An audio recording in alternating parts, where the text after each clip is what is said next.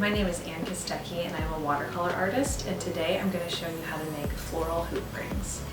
Okay, so the final result will look something like this.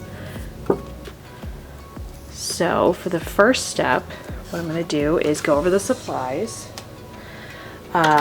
First you'll need your watercolor paints. I'm a little bit of a messy worker, so I have just paint splashed everywhere where I mix colors.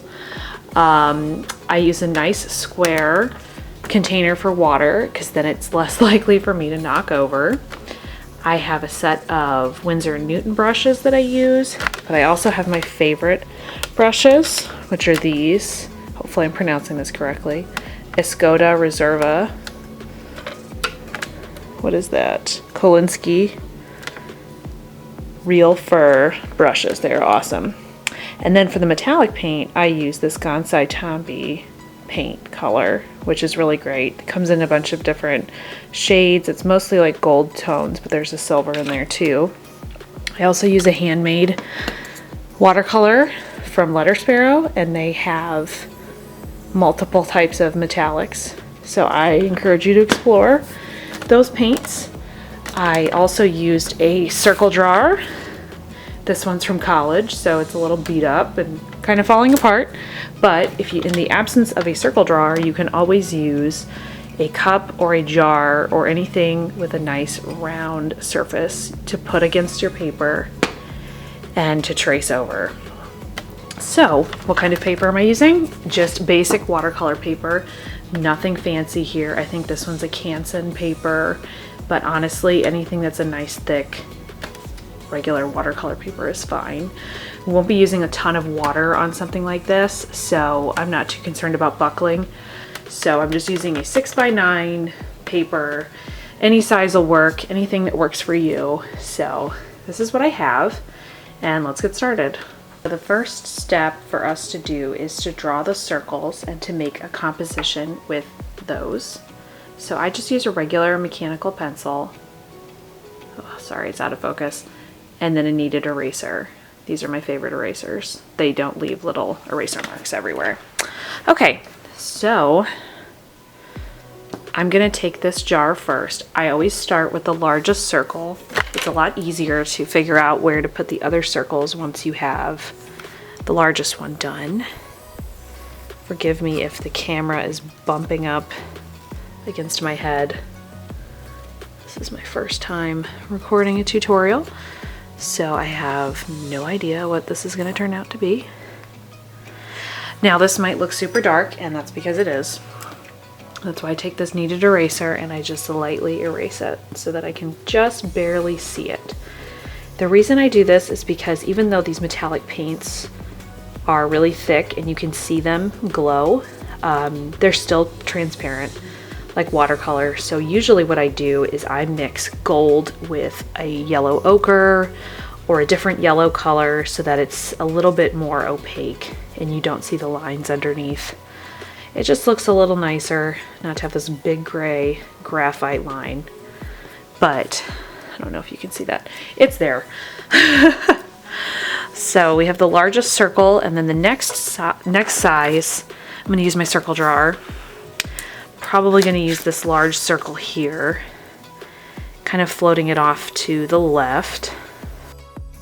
So go ahead and draw 3 circles, all different sizes with 2 of them intersecting. So what I did in the previous painting that I finished is I decided that I wanted to have the heaviest of the florals to be on the largest circle, and then I would have 2 of the circles with the florals on the right and 1 with the greenery on the left, kind of just to balance it. I'm probably going to do something really similar here. Now, I usually think about this without actually drawing it because I think you get the best effect on something like this is when there's no pencil lines to worry about, no sketching, no graphite smudging or mixing with your paint. So this is going to be kind of just a relaxing way to organically paint all of these flowers, but kind of have in your mind's eye what you want it to look like. And it doesn't have to look anything like this. If you want to use succulents, if you want to use just greenery, if you want to have tropical flowers, like that is a, you know, totally on, you know, up to you what you want to do. But kind of have an idea in your mind's eye where you want the heaviest part to be, kind of like a crescent moon, and then what you want to just leave the hoop. So I think what I'm going to do is kind of the opposite of what I did before, and maybe put the heavier florals on this side and then have it counterbalanced on the right here and then the left again. But I think it works with this type of composition. So I'm going to take this pink color that I have, I think it's called Permanent Rose, and I'm going to mix it with a couple of different reds, carmine red, cinnabar red, just to brighten it up a little bit, make it a little bit more opaque.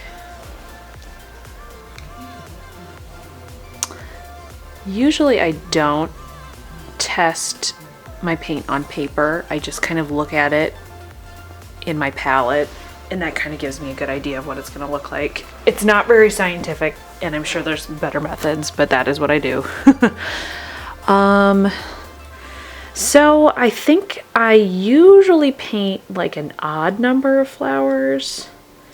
And when I paint these, I take my pointed round brush. This is a size 2 watercolor brush, and I just paint the flower petals separate from one another and kind of just soft oblong shapes.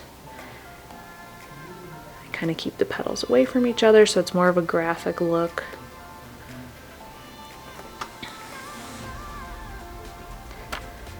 I paint them kind of, I pick one spot usually on the lower part of the circle to have like the largest flower, and then the smaller ones kind of just surround it.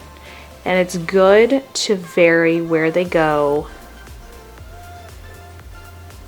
not all like sitting on top of the circle, because then you'll get a more interesting composition that way.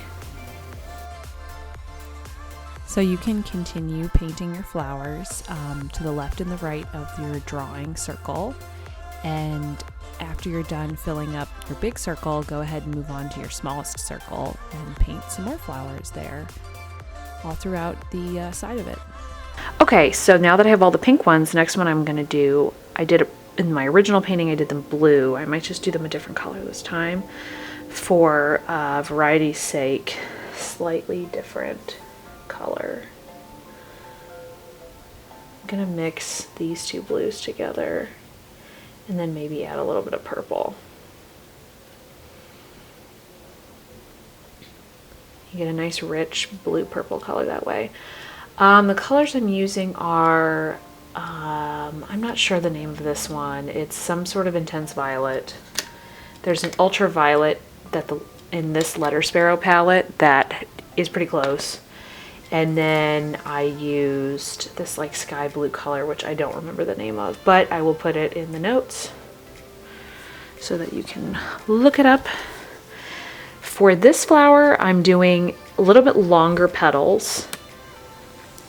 They're still just abstract shapes, so they just kind of look more, I would say, like a tulip. Go ahead and keep painting your tulip flowers throughout your circle, your big one and your small one. The next step is to do the leaves. I usually mix every green color I can and just get a variety of warm and cool greens. For the warm yellowish greens, I use sap green as my base color, and then for the more intense bluish greens, there's intense green, I think is actually what it's called, Viridian and phthalo green. I went ahead and erased my circles a little bit more so that the leaves would show up better. And usually I follow this graphic rule where I just kind of keep them away from the flowers to kind of give them a more like separate look, but you still want to make them look like they're coming from behind the flowers. My leaves are usually blade shaped, and I kind of make them all very similar. I take this warm color this warm green, and I just intersperse it sporadically throughout this floral hoop, because it looks really nice on the final product to have different shades of green kind of interspersed throughout. So go ahead and continue to paint your leaves, building up the warm ones, starting off light and then gradually getting darker, and then eventually move in and mix a little blue into your leaves so that you can get some bluish, cooler looking colors, a little bit darker, and they look really pretty layered on top of one another. I do try to vary which direction the leaves are going so they all aren't going on like one side.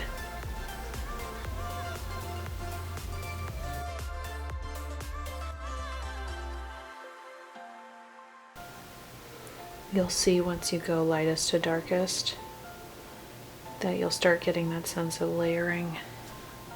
The leaves are usually largest towards the center, and then I slowly taper them and make them smaller towards the outside of the circle. Every once in a while I make a leaf and it doesn't really end correctly, if that makes sense. It just looks like it's fat at the end, and I have to go in there and make it bigger.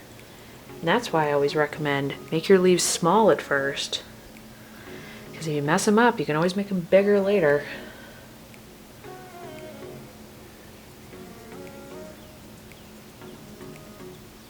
And that's why you start light, because you can always make them darker. But with watercolor, it's hard to do the opposite. It's hard to go from dark to light. Now's your time to make smaller leaves and darker leaves and fill in those details. Okay, you can imagine what the next step is, and that is painting those leaves on the other hoop, the matching one. Start with the warm green, which is a cadmium yellow light, sap green. And I just loosely do that, and then I make these. And now for your smallest circle, basically just repeat what you did with your first circle. I started with warmer greens and bigger leaves, and then I worked my way towards cooler greens by adding blue and making smaller and smaller leaves as they taper out towards the outside of the circle.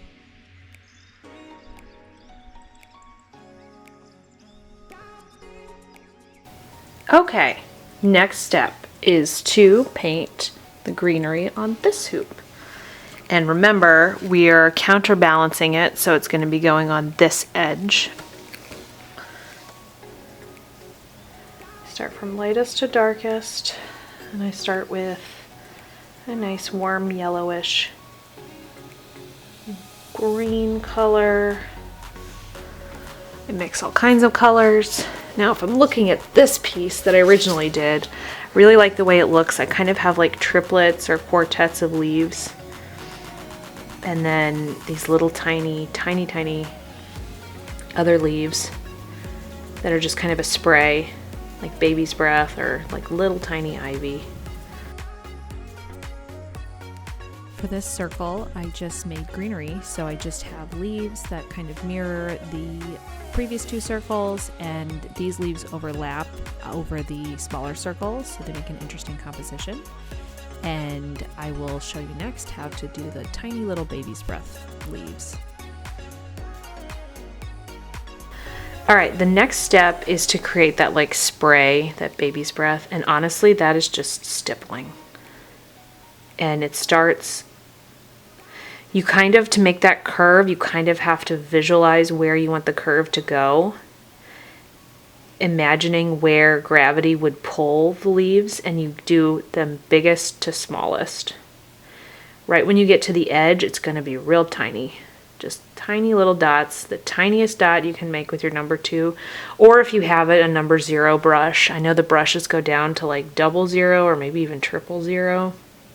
Those are like tiny miniature painting brushes.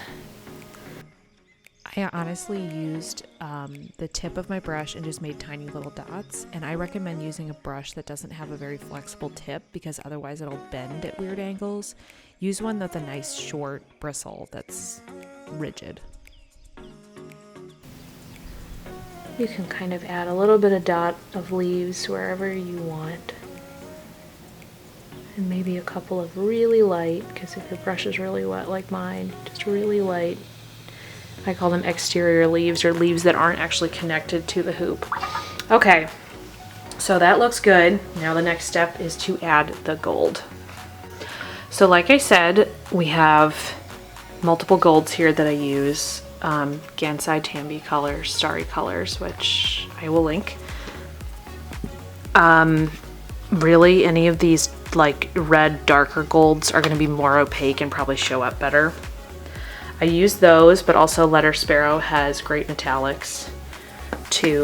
There's let's see here, there's silver, gold, like a bronze color, and copper. I ended up using the copper one, which was pretty opaque.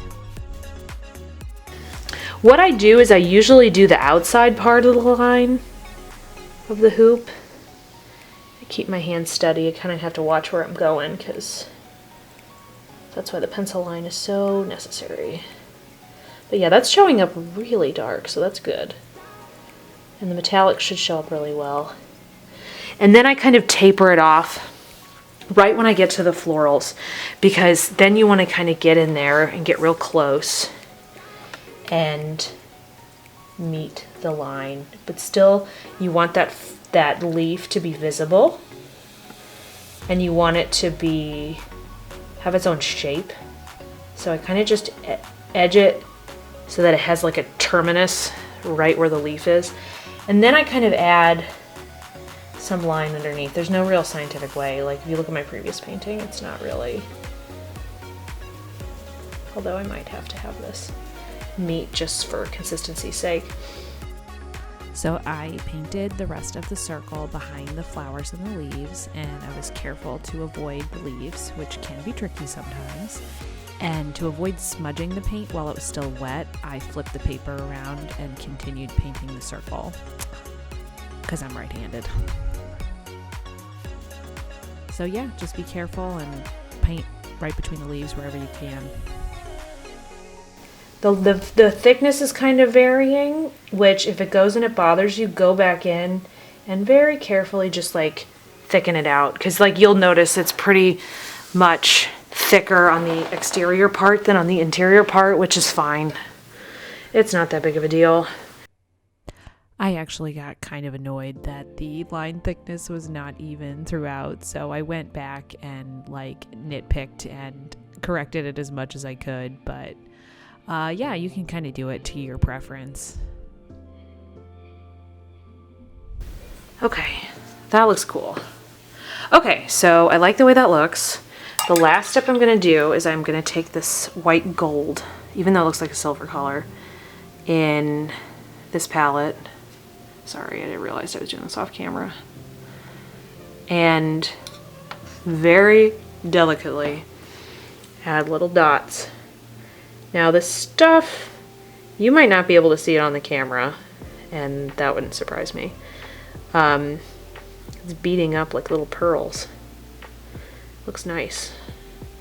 But it looks cool in the finished piece, if you can get it to show up. I love the little dots, and I just put them kind of everywhere. Okay, so this is the final piece.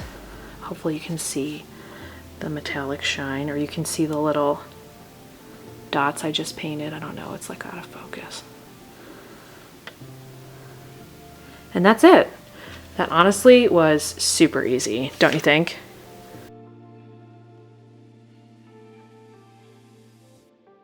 Thank you so much for watching my tutorial. Please like and subscribe, and I have more watercolor and art tips just for you. Thank you.